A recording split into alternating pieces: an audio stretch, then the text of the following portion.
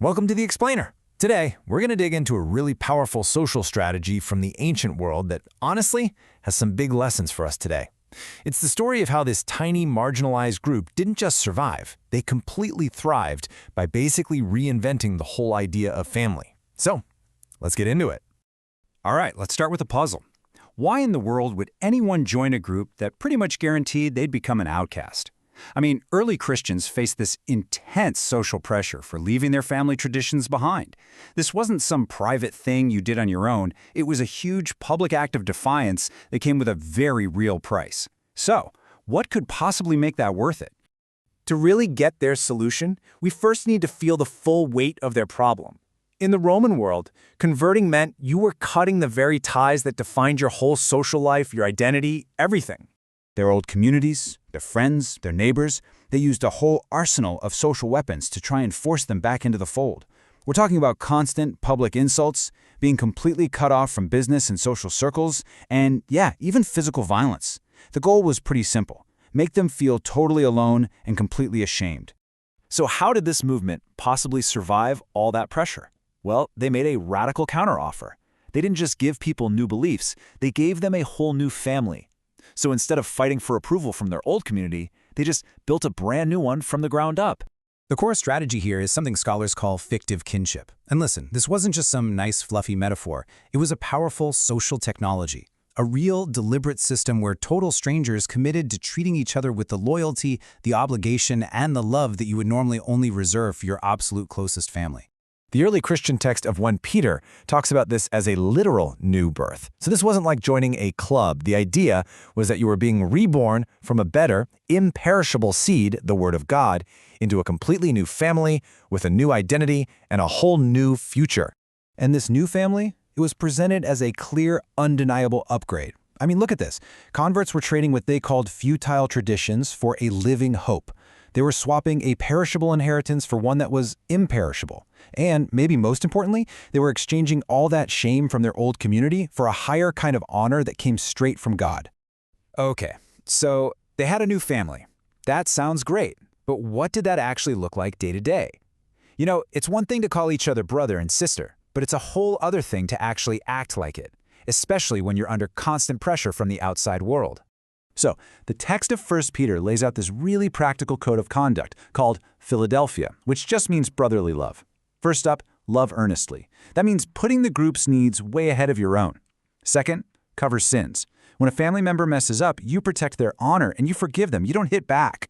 Third, and this is a big one, put away slander. That constant jockeying for status that defined the Roman world, that had to stop inside this new family. And finally, show hospitality.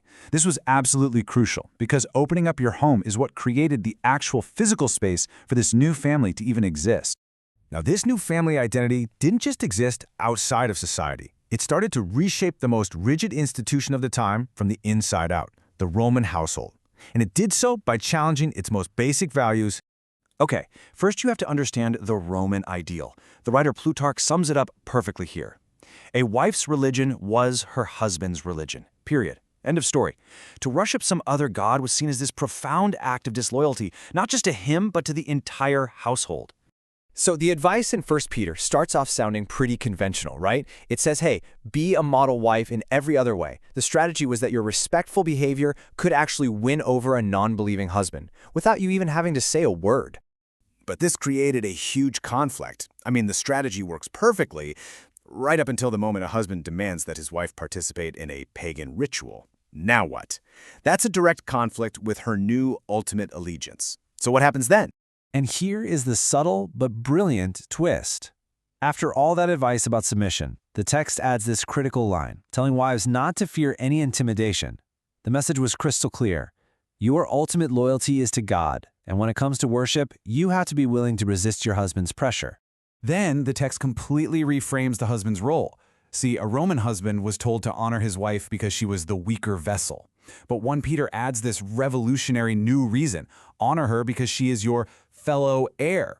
That one phrase, fellow heir, basically recasts the strict hierarchy of marriage into something much more like a sibling relationship. Before they're husband and wife, they're brother and sister in God's family. But maybe the most radical transformation of all involved slaves.